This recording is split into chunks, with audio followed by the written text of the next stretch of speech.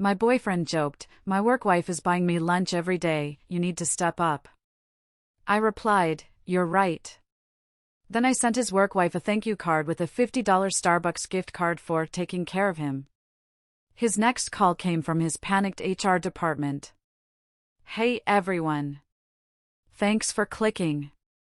Before I begin my story, I'd love to know which city you're joining us from. Please feel free to share in the comments. Now, let me take you into this story. You know, I work in risk assessment. My job is to look at a mess, see the variables, and predict the worst outcome. It's a useful skill. It's just a massive shame it took me 32 years to apply it to my own life, because the day my boyfriend, Bryce, tried to make a joke about his work wife, Darren Stilton, was the day my assessment changed from low risk to catastrophic failure imminent. Bryce, he was arrogant about his new promotion. We were eating takeout on a Thursday night, something we did because we used to cook together, but he was always too tired now. He looked up from his phone and smirked. "My work wife is buying me lunch every day, Audrey. The catered team lunch, the fancy sushi, the whole deal. You need to step up your game." I felt this cold, sharp flicker in my chest. He was trying to be funny, but the feeling it gave me was pure, unfiltered rage. He was making me the punchline. So I put my fork down, looked him dead in the eye, and I said, "You're right, Bryce. Absolutely right." Then, I did it. I sent his work wife, Darren Stilton, a personalized thank you card with a $50 Starbucks gift card for taking such wonderful care of my husband-to-be. I dropped it in the mail and waited. His next call didn't come from him, or even from Darren. It came from Bryce's panicked HR department, and that, my friends, is when the house of cards began to fall. My name is Audrey Hollis, and I'm a risk assessor at a financial firm in Chicago. I'm a logical person. I pay attention to details. For 3 years, Bryce and I were solid. We had the standard stuff: dinners, weekend trips, meeting the families. We lived in my condo, which I had bought 2 years before I met him. We talked about getting married, a house, a college fund for future kids. Everything felt stable. Then, about 8 months ago, Bryce got his promotion. He went from a mid-level analyst to a junior VP in sales at a large insurance corporation. It was a huge step up, and I was genuinely proud of him, but the new job changed everything. It started with the name Darren Stilton. Darren was Bryce's new boss, the senior VP of their entire division. Suddenly, it was no longer about our life. It was all about Darren.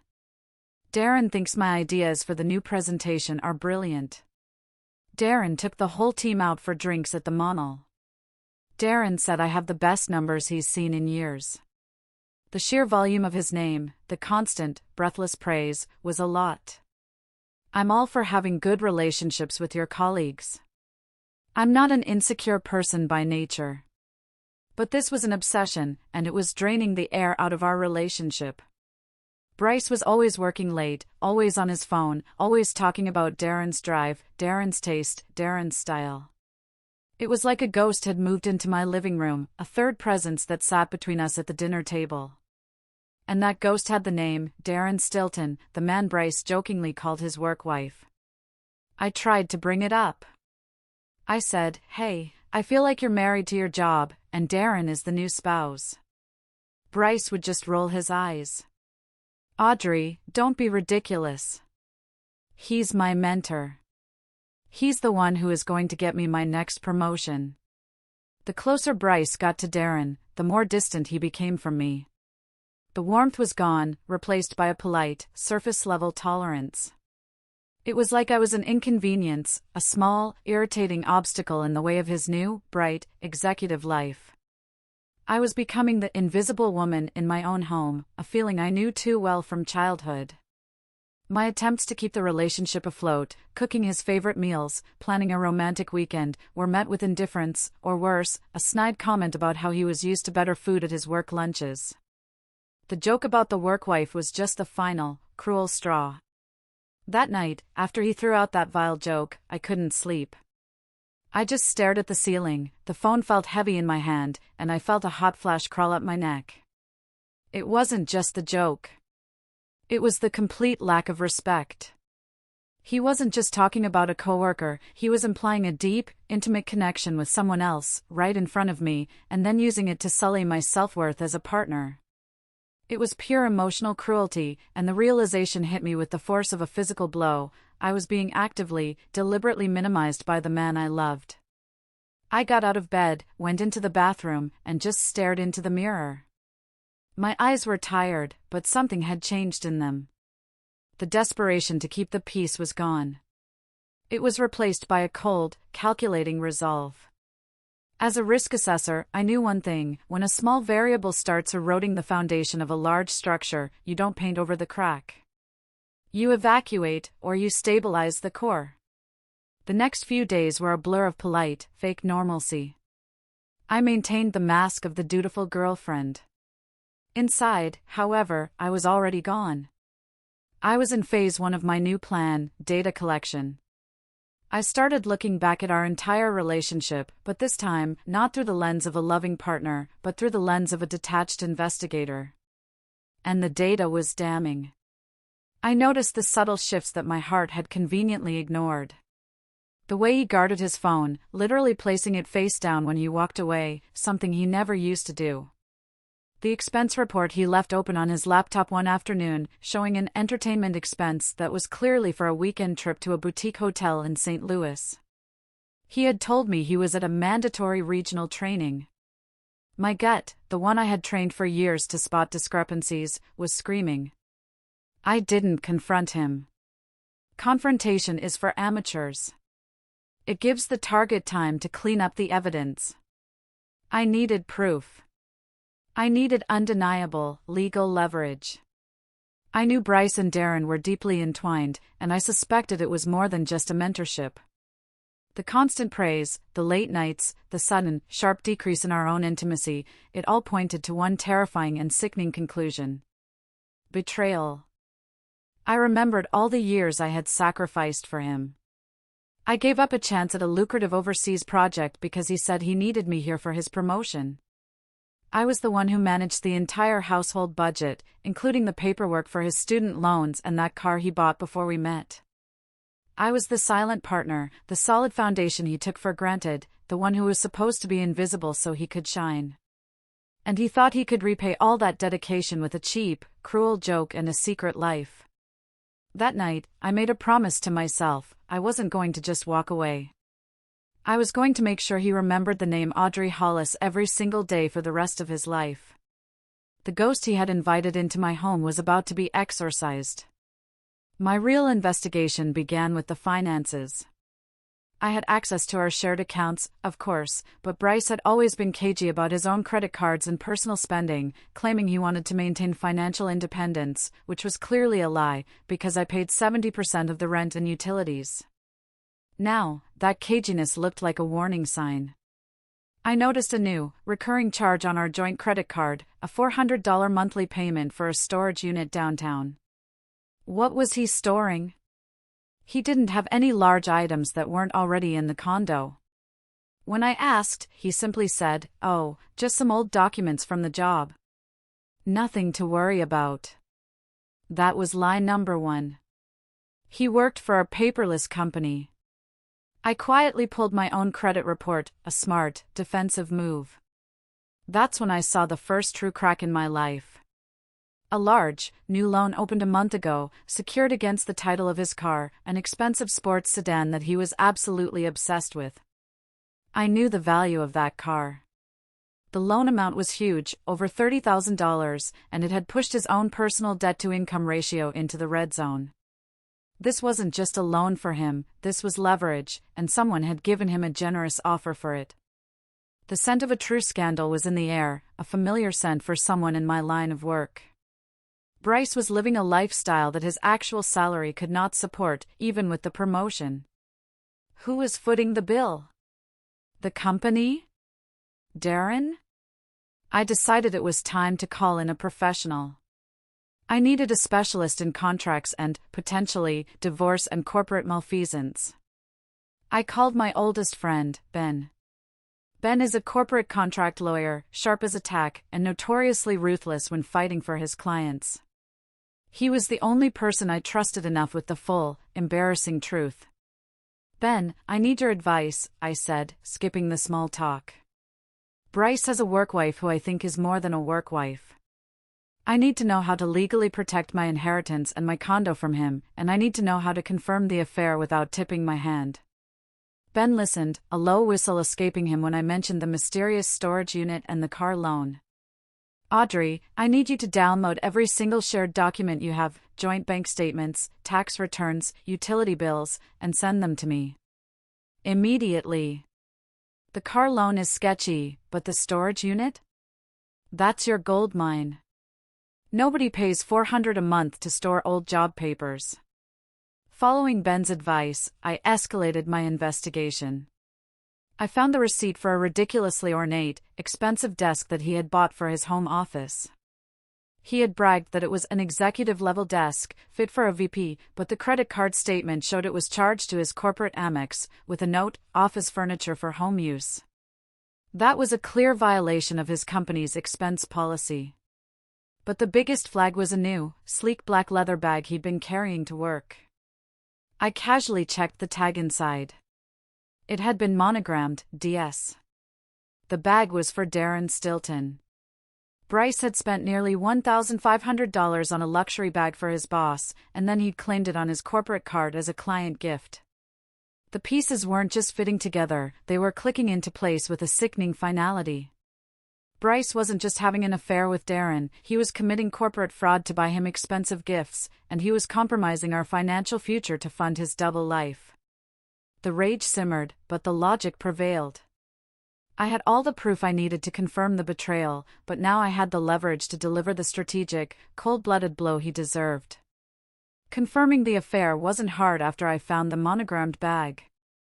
A few minutes on Instagram, cross-referencing Darren's tagged posts with Bryce's location history from our shared app, which I had thankfully never disabled, showed a pattern. Dinners, late-night cocktails, and then, the picture that broke the last brittle piece of my heart, a close-up of Bryce's hand on a wine glass, clearly taken inside Darren's luxury condo downtown, the one I had only heard about in Bryce's glowing praise. It was captioned, "Home Office Vibes." The sickening truth was undeniable. I walked into my condo that afternoon, the one I bought, the one I paid the mortgage on, and I saw Bryce sitting at that obscenely large, executive-level desk he'd illegally expensed. He was laughing into his phone, clearly talking to Darren. The sight of his entitled, happy face made me feel an icy calm. The time for tears was over. The time for risk mitigation was now. I drove to the nearest high-end stationery store. I didn't buy a greeting card, I bought a bespoke, heavy cream-colored card with a gold-embossed border, the kind of card an executive sends to a client. Inside, I wrote 2 short, perfect sentences, choosing every word for maximum impact. To Darren Stilton. Thank you so much for taking such wonderful care of Bryce. I'm so grateful he has a work wife like you to look after him during his long hours. Sincerely, Audrey Hollis. P.S. Please enjoy a coffee on me. I tacked a brand new, $50 Starbucks gift card inside. The message was subtle enough to be plausible deniability, but the combination of the phrase work wife, my full name, and the card's corporate formality would raise every red flag in a high-powered executive's mind, particularly if that executive had an affair with a subordinate. The card was not sent to Darren's home. It was sent, priority mail, to the HR department at Bryce and Darren's massive, buttoned-up insurance corporation, addressed specifically to Darren Stilton, Senior VP of Sales. The HR department was the bullseye. I knew exactly what would happen. Darren, a senior VP, would open that card. He would see work wife and my name. His first thought wouldn't be sweet. His first thought would be blackmail. Or worse, harassment. Either way, it would immediately trigger the company's internal investigation protocols, especially given the strict anti-fraternization and ethics compliance rules common in large financial institutions. I got home, and Bryce was still there. He looked up, annoyed. "Where were you?" I needed a ride to the dry cleaner. I was running an errand, I said, my voice completely flat. Something for you. Oh, nice. What did you get me? He asked, expecting some cheap gift to make up for my nagging. Not for you, Bryce, I replied, grabbing a glass of water. It was for Darren. A thank you card. I'm just so grateful for all the time he spends mentoring you. It's a huge commitment. The change in his face was instant. The cocky, relaxed expression evaporated, replaced by a look of panicked, unadulterated shock. He stammered, You didn't. You didn't send him anything, right? What are you talking about? I just smiled a slow, cold smile. The mail is quick, Bryce. You should expect an HR call soon, not for the card, but for everything else. He didn't sleep that night. He was pacing, whispering into his phone. He knew I had crossed a boundary, but he didn't know I had crossed the line straight into his professional life, the thing he valued more than me. I had given him a choice, love or his career. He chose his career, and I was now taking it all back. I slept peacefully, knowing that the trap was set, and my meticulous planning was about to pay off. The wait for the explosion was the most satisfying part of the entire ordeal. The phone call came exactly 36 hours later, right on time. I was at work, sitting at my desk, running a risk assessment on a new client's bond portfolio. I had my ringer off, but I saw the texts coming in, a frantic deluge from Bryce, call me. Now. This isn't a joke. Audrey, pick up. I waited 5 minutes, let the suspense build, and then I calmly excused myself to the break room. I took a deep breath.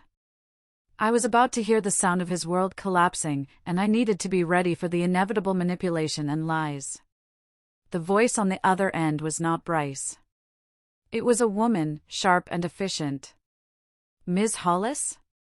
This is Zara, with Human Resources at Allied Meridian. We need to speak with you regarding a potentially serious ethics compliance matter involving an unsolicited package received by a senior vice president. I feigned confusion. Oh, hello, Zara. I'm sorry, I'm not sure what you mean. The thank you card? I sent a small thank you card to Mr. Stilton, just expressing gratitude for all his mentoring of Bryce. Is there a problem? Zara sighed, the sound of a weary professional dealing with a massive mess. Ms. Hollis, the content of the card, specifically the phrase workwife and the personal nature of the gift, combined with an active internal fraud investigation into Mr. Vance's corporate expense reporting, has raised significant red flags. We believe Mr. Vance may have compromised company policy and, more concerningly, his relationship with an executive in his division. We need to know the nature of your relationship with Mr. Stilton. This was it. The moment of truth. I wasn't going to lie. I wasn't going to claim knowledge I didn't have. I was simply going to state the facts as I, the betrayed partner, saw them, while adding a few crucial details that only an astute risk assessor would notice. Zara, I have never met Mr. Stilton. I only know him through the sheer volume of time Bryce spends with him, which became the central point of contention in our relationship. As for Bryce's expenses, I can't speak to his corporate card, but I can tell you that the cost of his new executive desk, the one he calls his home office, was added to our joint credit card debt last month, not his corporate card, even though he told me he expensed it. Also, he recently took out a substantial personal loan, secured against his vehicle, which I suspect may be linked to his inability to cover his personal spending due to what he's been spending on entertainment. I'm sorry if my card caused trouble, but as someone in the financial sector, I'm deeply concerned about his financial integrity. I had dropped 3 bombs: the corporate expense fraud, the desk, the undisclosed loan, financial instability, and the affair itself. Zara's silence on the line was deafening. Suddenly, Bryce snatched the phone. His voice was a high-pitched, desperate rasp. Audrey, you ruined me. You had no right. You think this is funny? I'm going to lose my job, all because of your pathetic, jealous little card. Darren is furious. I'm being called into the general counsel's office. You have to tell them it was a mistake. Tell them I wrote it. You wrote it, Bryce? You bought the cream-colored card, the gold embossed border, and wrote sincerely, Audrey Hollis? I asked, my voice calm, almost bored. Why would you do that? Were you trying to frame me for harassment? That sounds like a serious legal issue for you, not me. He was hyperventilating now. Don't you talk about legal issues. This is my whole career. Darren is the one who got me that promotion. He was going to make me a director. He's my best chance. He was going to make you a director, Bryce, but it looks like he was also buying you expensive gifts you couldn't afford and charging them to the company. And I thought I was supposed to be your partner, not the person who cleans up your debt. I sent a thank you note to the person who was taking my money and my time. You made a choice, Bryce. You chose your work wife over me, and now you have to deal with the consequences of that choice. I could hear the frantic voice of Zara in the background, demanding the phone back, talking about termination. I didn't wait. Bryce, you have exactly 48 hours to get your things out of my condo. All your belongings must be gone by Saturday at noon. If you are still here, I will have the locks changed, and the police will escort you out for trespassing. The relationship is over. Good luck with your interview at the general counsel's office. I hung up, walked back to my desk, and immediately emailed Ben. The trap has sprung. Need to file the injunction to secure the property title ASAP. The feeling was not one of sadness or victory, it was one of pure, satisfying release. I had been exploited and betrayed, and now, the exploiter was paying the price. It was a clean, logical, and highly effective end to the risk. Saturday at noon. I had planned this moment down to the second. I spent the morning not stressing, but working with my contract lawyer, Ben. We sat at a quiet corner table, reviewing the final draft of the injunction that legally sealed my title to the condo. It was a preemptive strike against any emotional, grasping claim Bryce might try to make later. We even rehearsed the lines I would use if he brought his father. I wasn't just kicking out a boyfriend, I was executing a legal operation. I walked into my condo at exactly 12:07 p.m. I wanted to give them enough time to panic, but not enough time to formulate a coordinated defense. The air inside was thick, not just with tension, but with the smell of cheap takeout and a profound sense of entitlement. Bryce was standing in the living room, a half-packed duffel bag at his feet. But he wasn't alone. Arthur Vance, his father, was there, looking impeccably groomed in a suit that cost more than my first car. He was exactly the kind of smarmy, privileged man who believed his social standing granted him immunity from accountability. You are late, Audrey, Arthur said, not greeting me, but admonishing me. His voice had that low, patronizing rumble he always reserved for people he considered beneath him. I am not late, Mr. Vance, I replied, my voice steady and measured. I am punctual. The deadline was noon. It is now 7 minutes past. Since Bryce and his belongings are still on my property, I must now treat this as a situation of trespassing. Bryce exploded.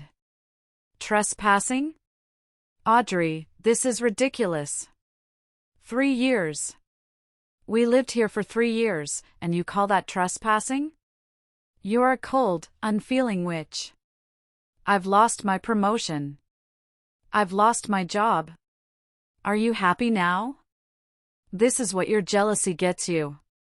I looked at him calmly. My feelings have zero bearing on the legal status of this property, Bryce. This is my condo, purchased before I met you. Your tenure here was a residency, not an inheritance of property rights. I gave you 48 hours. You chose to spend those hours fighting with your HR department instead of packing. That was your risk assessment failure, not mine. Arthur Vance stepped in, trying to be the peacemaker, the kind of peacemaker who carries a concealed weapon of intimidation. He put a hand on my shoulder, and I immediately stepped back. Audrey, we are family. Let's talk about a clean break. Bryce will sign any paper you want, a non-compete, a non-disclosure, whatever. But you can't make him look like a thief. That is slander, and we will consider a lawsuit if you continue to make those claims about his job. That was the crucial moment. He confirmed the corporate fallout, and he tried to leverage my fear of the legal system. But I wasn't afraid. I had been. Mr. Vance, I did not call Bryce a thief, I corrected, every word a cold, hard fact. I simply informed a corporate HR department that my live-in partner's financial distress, evidenced by a massive personal loan and questionable use of our joint funds for an executive desk, suggested a pattern of misconduct that contradicted my own company's principles. They connected the dots to his corporate fraud on their own. As a financial professional, I had an ethical obligation to act. Suddenly, the front door opened, and Tiffany, Bryce's well-meaning, overly dramatic friend, walked in with a small tote bag. She took one look at the scene, Bryce screaming, Arthur threatening, me standing like a statue, and her face crumpled. "Oh my God, Audrey, you're really doing this?" "I came to help him pack one last box. Please, just give him a week. He has nowhere to go," Tiffany pleaded, becoming the final, pathetic voice of the flying monkeys. "Tiffany, the man you are defending was cheating on me with his boss, jeopardized my financial future, and used my generosity as a shield for his criminal behavior," I said, addressing her directly but looking at Bryce. "I deserve better than a week of his lingering, toxic presence. The time for compromise is long past. Now, if you are here to support him, you are also trespassing." I pulled up my phone and called Ben, putting him on speakerphone without hesitation. "Ben, I have 3 individuals refusing to vacate my premises. I need you to confirm the next legal step." Ben's voice, amplified and authoritative, cut through the tension like a switchblade. "Ms. Hollis, inform Mr. Vance and his associates that as the title holder, you are fully within your rights to call the police to enforce the removal. Furthermore, inform Mr. Vance that any further attempt to challenge your title or interfere with the clean break will be met with an immediate filing to begin a full financial discovery into his son's debt-to-income ratio and the specifics of the personal loan tied to his recently terminated employment status. They have 1 minute to choose between leaving peacefully or meeting the Chicago PD." Arthur Vance, the proud executive, flinched violently at the word discovery. The implication of a full, public legal process was a greater threat to his reputation than his son's personal failure. He grabbed Bryce by the arm, his face a mask of silent fury. "We are leaving, Bryce. Now." "This woman is crazy," he hissed, dragging his son out the door. Bryce turned back, his face contorted. "I'll see you in court, Audrey. I'll get that inheritance money from you." I closed the door, locked the triple bolt, and walked back to the kitchen. I didn't cheer. I just made a cup of tea. The eviction was complete. The first ally was the law, and the first lesson learned was that the powerful fear professional consequences more than emotional ones. Arthur Vance's first reaction wasn't to help his son, it was to minimize the fallout. 2 days after the eviction, my phone started ringing with calls from an unknown number. I let them all go to voicemail. I had implemented my own internal risk mitigation protocol. I would not engage in any communication that was not documented and sent via a traceable medium. The next morning, his email arrived. It was titled, "Confidential Proposal Regarding Bryce Vance's Recent Employment Transition." The formal tone was laughable, considering the desperation beneath it. The email started with a faux apology, the kind that blames the victim. "Audrey, I want to express my regrets for the recent unpleasantness.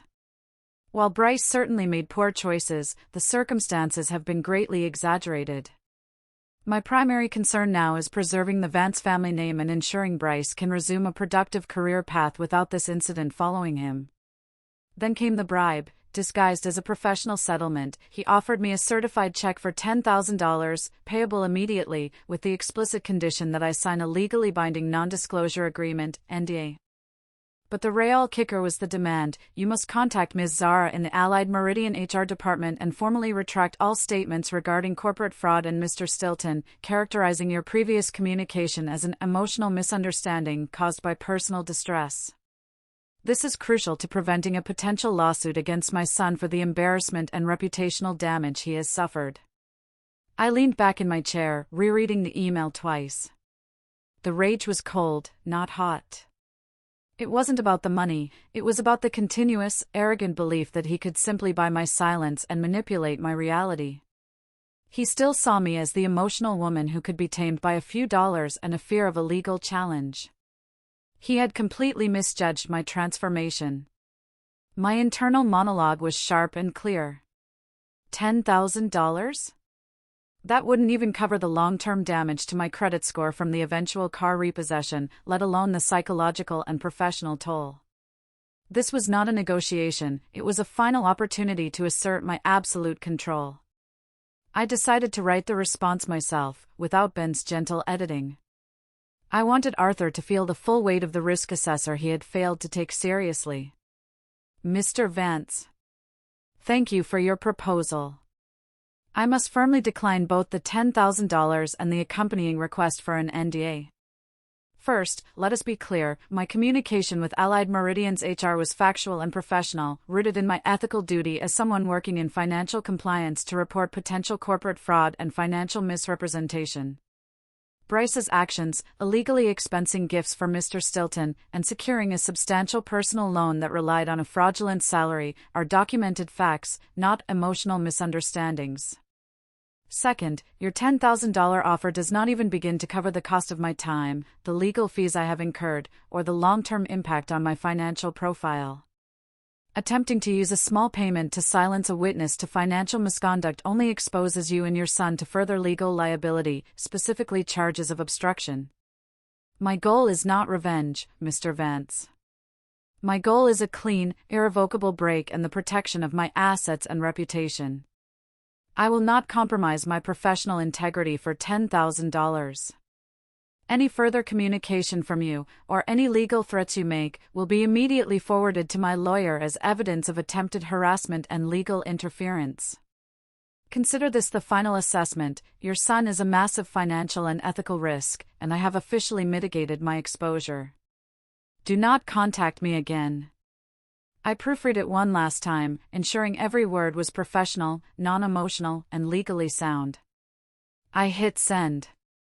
The silence that followed was deafeningly sweet.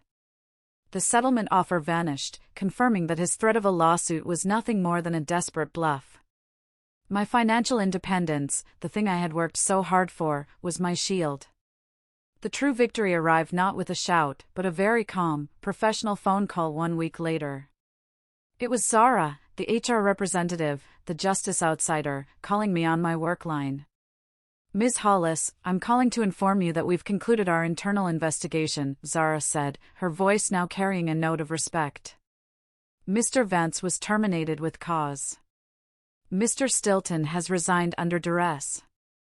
We have initiated civil proceedings against both individuals to recover all improperly expensed funds. I see, I responded, maintaining my composure. Thank you for the update, Zara. I hope my initial call was helpful to your ethics compliance team. Ms. Hollis, it was more than helpful, she admitted, dropping her professional veneer slightly. Your call, and the initial card, was the pin that burst the bubble. But I want to share something with you, off the record, because you are a professional and you deserve to know the full scale of what you uncovered. I gripped the phone, my heart pounding. This was the moment where the personal drama would expand into the full, shocking scope of corporate crime. The fraud investigation went much deeper than a few expense dinners and the desk, Zara continued. The relationship between Bryce and Mr. Stilton was leveraged for financial gain on a much larger scale. We discovered that they were operating a systematic insurance fraud scheme. They were manipulating the internal sales system for high-value client accounts, creating phantom policy transactions and accelerating commission payouts into their own accounts. They were doing this to inflate Bryce's resume for his promotion and to fund their extravagant lifestyle. The details hit me like a physical blow. Not just infidelity. Not just petty theft. But complex, systematic corporate fraud that could land them both in federal prison. The man I had been planning a college fund with was a felon. They were committing insurance fraud to boost their salary and stock options, I whispered, the nausea rising. Exactly. The money was massive. Your observation about his personal financial distress, the personal loan secured against the car, and the need for a higher debt-to-income ratio qualification was what led our forensic team to look closer at his income statement. They realized the numbers were inflated to qualify for external personal credit. You didn't just expose an affair, you exposed a criminal organization that was bleeding the company dry. You saved yourself from being implicated in a future lawsuit or, worse, becoming a party to their crimes. I realized then the profound, terrifying truth: my decision to leave him swiftly and aggressively wasn't just justified, it was an act of financial and personal survival. I was a risk assessor who had averted a disaster that would have completely derailed my life, career, and financial future. Bryce's cruelty was now revealed to be nothing more than the desperate, self-destructive behavior of a cornered criminal. The satisfaction I felt was no longer about personal revenge, it was the clinical, absolute triumph of justice. The ultimate poetic justice was reserved for the thing Bryce loved most, his status symbol. His sleek, black sports sedan. The car was a physical extension of his inflated ego and the very reason he had secured the fraudulent personal loan. Ben and I had worked together on this element. The loan contract for the car was brutal, as I had suspected. It stipulated immediate default and collateral repossession upon the borrower's job termination or a significant negative change in his debt-to-income ratio. Ben didn't need to file a lawsuit or send a threatening letter. He simply provided an anonymous, professional notification, a courtesy copy of the publicly available termination notice from Allied Meridian, to the small, aggressive regional bank that held the note.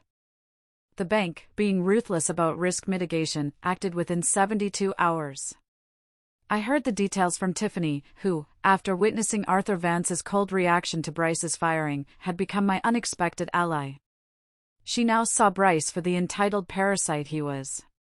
"Audrey, you wouldn't believe it," Tiffany called, her voice a mix of shock and delight. I was at Arthur's house, and Bryce was outside, washing the car. Can you believe it? He was polishing the hood like nothing was wrong. Arthur came out, and they were arguing about Bryce finding a new job. Arthur was practically yelling about the damage to his own reputation. Then what happened? I asked, gripping the steering wheel of my own, fully paid-off sedan. This huge, old, beat-up flatbed tow truck pulls up. It was so loud. And not discreet at all. Two guys jump out, one of them with a clipboard, and they slap a huge metal clamp onto the front wheel. Bryce went absolutely ballistic. He starts screaming, "Get off my property! That's my car! I'll call my lawyer!" Tiffany painted a perfect picture of the downfall. The tow truck driver simply held up the official notice of repossession, citing the immediate default due to his recent unemployment. Bryce's life, which he had meticulously built on the appearance of success, was being physically stripped away in front of the very person whose approval he always chased, his father. Arthur Vance just stood there, Tiffany concluded, her voice turning cold. He didn't lift a finger. He didn't offer to pay the remaining debt. He just watched the most visible symbol of his son's success get towed away. Bryce was left screaming in the driveway, soaked in his own car washing water. He looked like a pathetic little boy.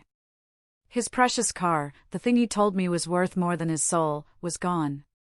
I hung up the phone and felt a powerful, cleansing wave of vindication.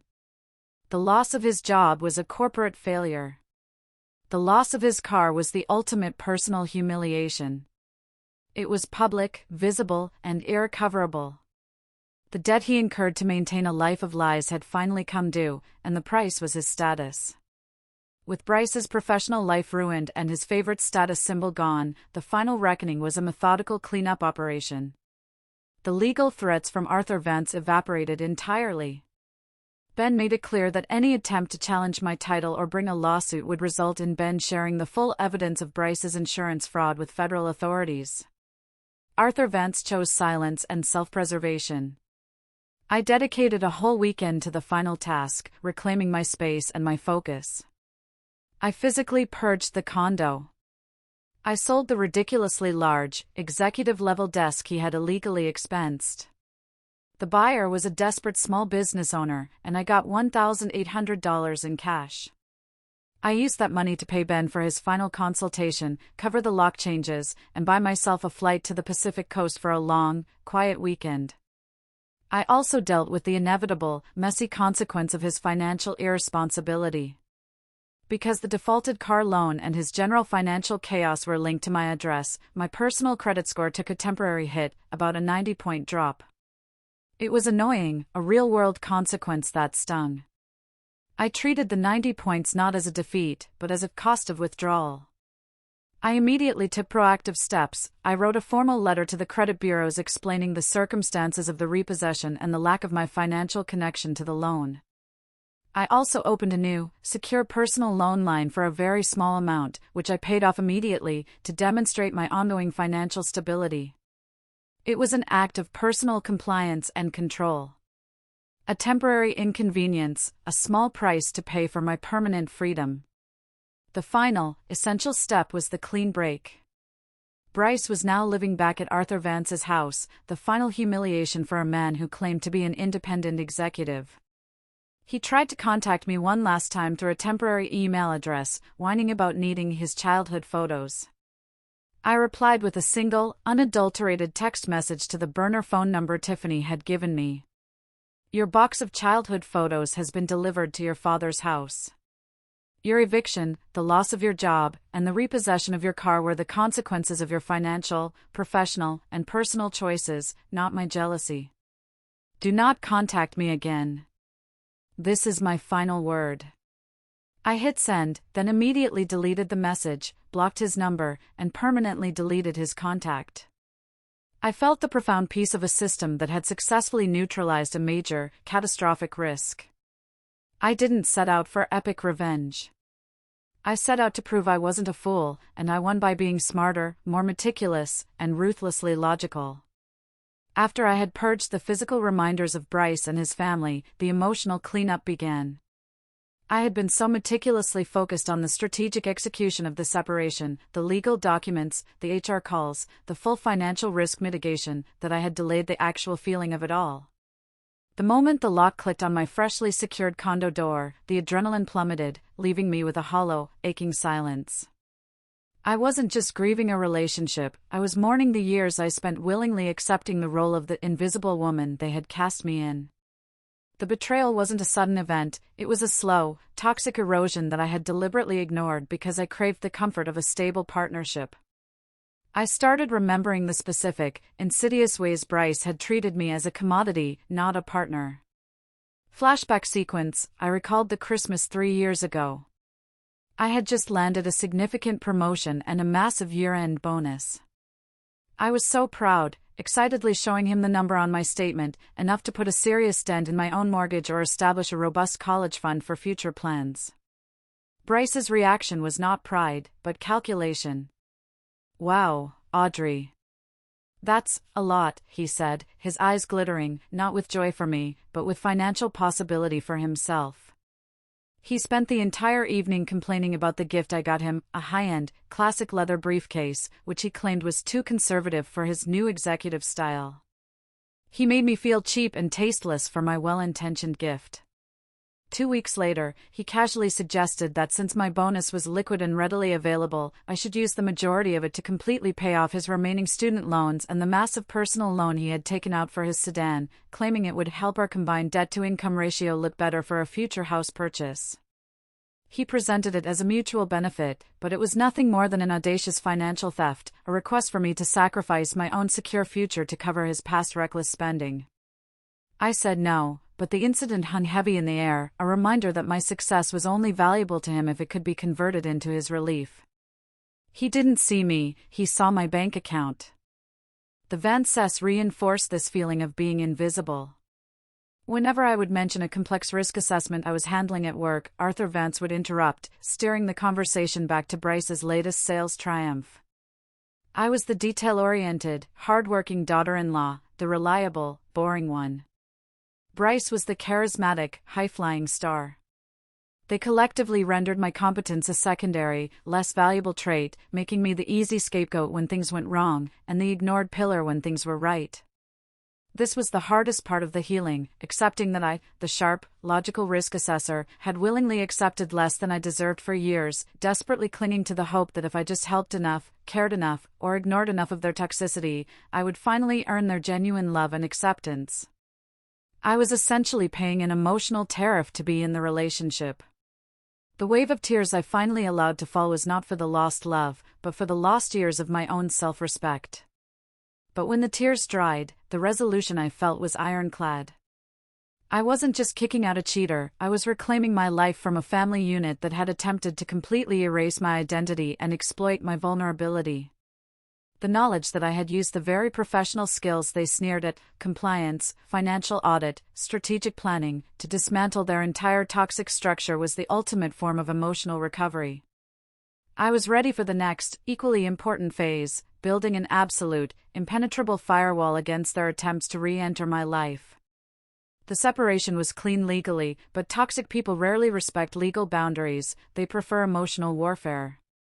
As the news of Bryce's spectacular, high-profile termination for corporate fraud and the equally humiliating circumstances surrounding Darren Stilton spread, the flying monkeys, the circle of mutual friends who had been fed Bryce's narrative, came calling. They were a predictable, pathetic chorus of outrage, guilt, and emotional blackmail. The narrative Bryce had spun was simple: Audrey's extreme jealousy and psychotic actions with that card caused a massive misunderstanding and ruined my life, costing me my job and my car. She is an unstable woman. The calls and text messages were relentless. One afternoon, a mutual acquaintance, Marissa, Bryce's closest female friend who styled herself as the group's moral arbiter, called. I let her go straight to voicemail, but when she followed up with a long, angry text, I knew I had to respond, but only once, with factual, cold logic. Audrey, I just need to say that what you did was cruel, her text read. Bryce is devastated.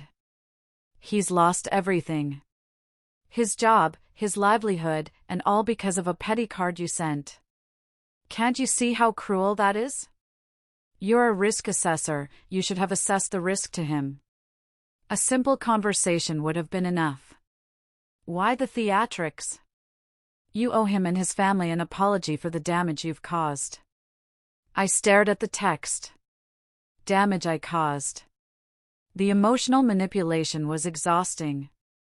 I composed my reply, keeping it strictly professional, devoid of any emotional defense. Marissa. I appreciate your concern, but you are operating on incomplete information.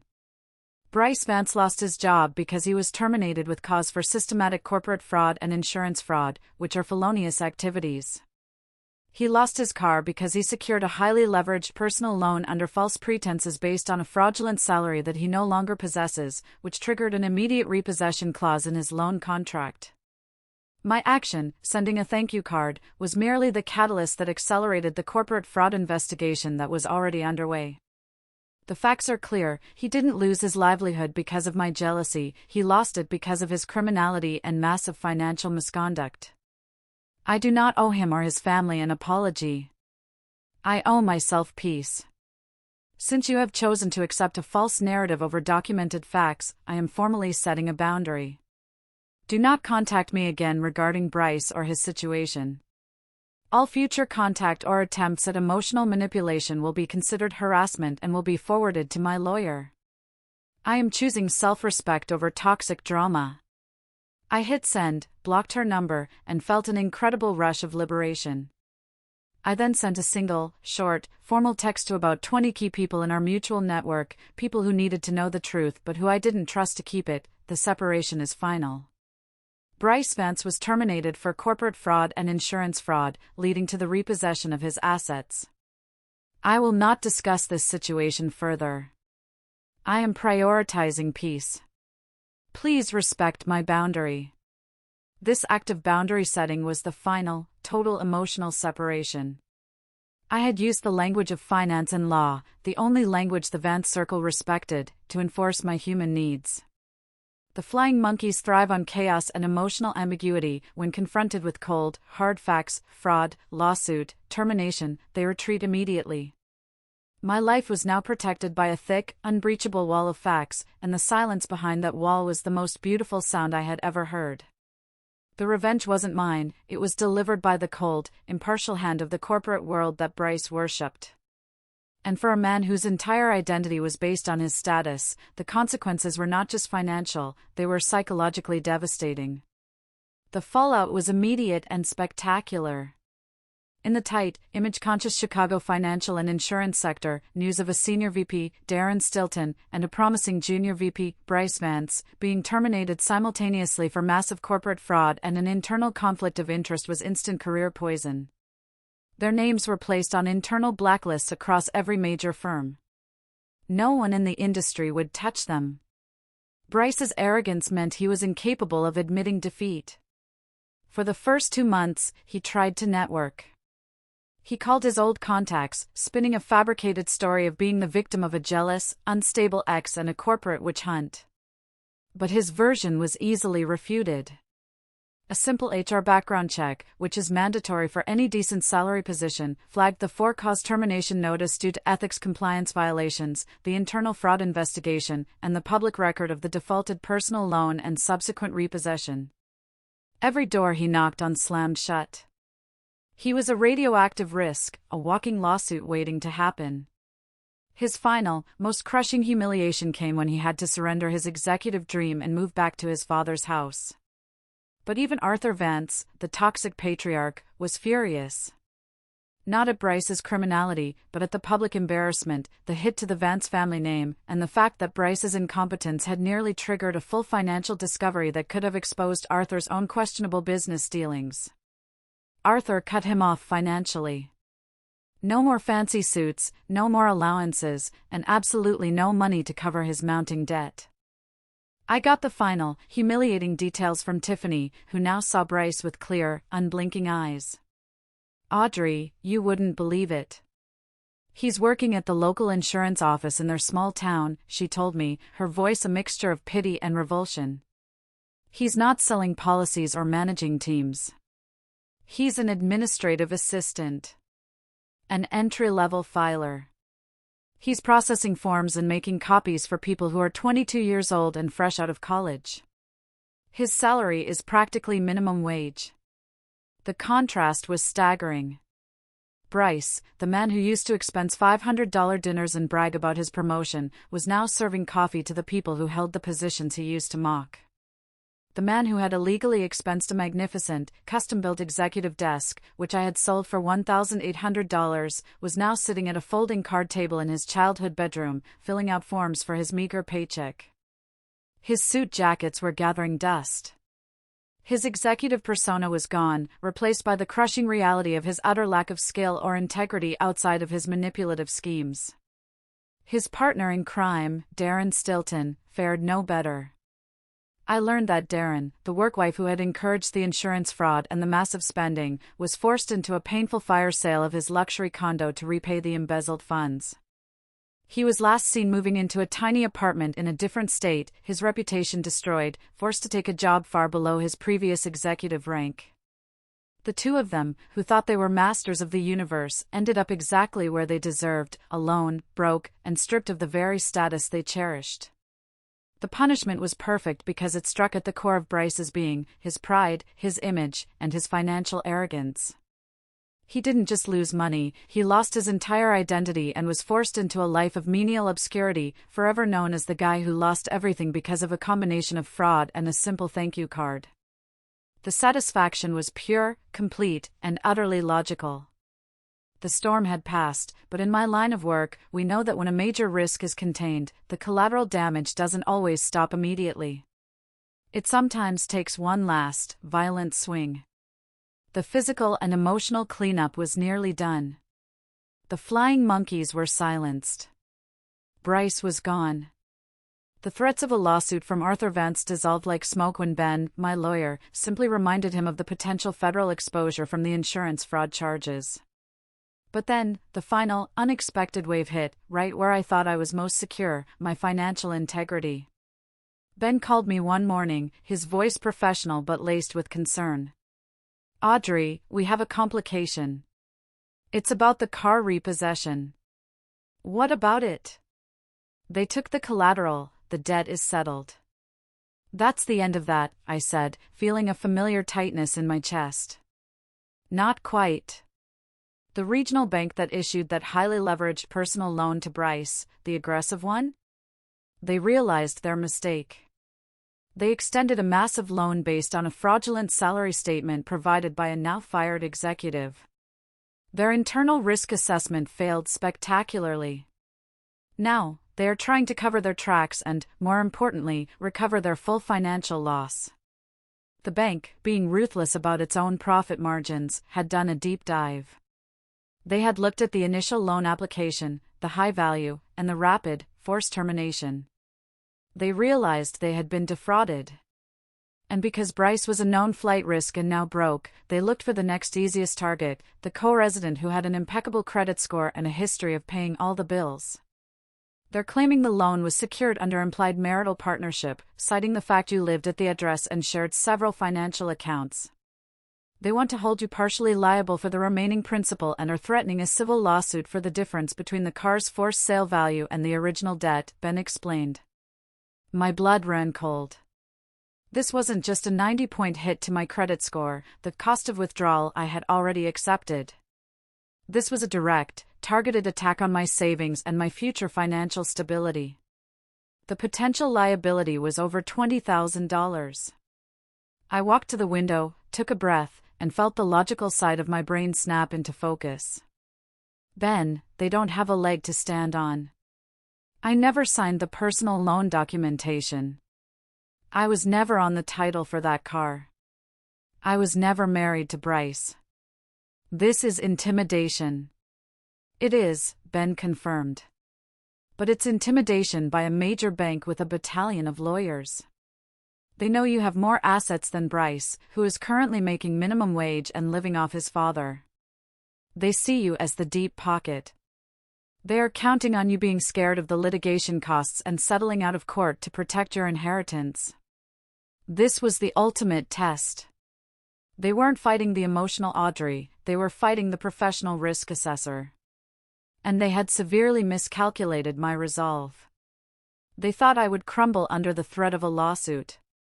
I leaned into my expertise. Ben, I want to countersue. Not for damages, but for harassment and professional interference. I want to use my expertise in compliance to point out every single internal failure they made in vetting Bryce's fraudulent salary and employment documentation. I want to show the court that their failure to properly vet the loan applicant is the real cause of their loss, and that they are attempting to exploit me, an uninvolved third party, to cover their own internal incompetence. We will use the threat of exposing their failed due diligence in the middle of a massive insurance fraud case to force their hand. Ben laughed, a genuine, relieved sound. That's the Audrey I know. That's a brilliant move. It puts their entire reputation on the line. No bank wants a public discovery of their lending process. It's too much risk. The legal battle lasted another grueling 2 months, a final, tense chapter of fighting the fallout of Bryce's toxicity. I spent my evenings compiling documentation, creating a timeline showing their negligent oversight, and proving that Bryce's employment status and salary were demonstrably fraudulent before the loan was approved. I didn't just win, I forced the bank to drop the suit entirely, issue a formal retraction to my credit bureau, and pay a substantial portion of my legal fees. The final judgment was a clean, absolute victory, explicitly stating I had zero liability for Bryce's debt. When the final paperwork was signed, I sat in my quiet, sunlit condo, feeling not just relieved, but fundamentally stronger. I hadn't just survived a relationship with a parasite, I had successfully defended myself against a predatory financial institution. My temporary 90-point credit score drop? It wasn't the final cost. The final cost was zero. I had not only regained my freedom but also reinforced my financial fortress against any future attack. I was fully, completely, and legally free. The final, clean break was absolute. After the bank's failed legal challenge, Arthur Vance and the entire family went completely dark. They realized I was not a woman to be trifled with, and that any further contact would only result in more negative exposure for the Vance family name due to Bryce's ongoing legal liabilities from the insurance fraud investigation. I never heard from Bryce directly again.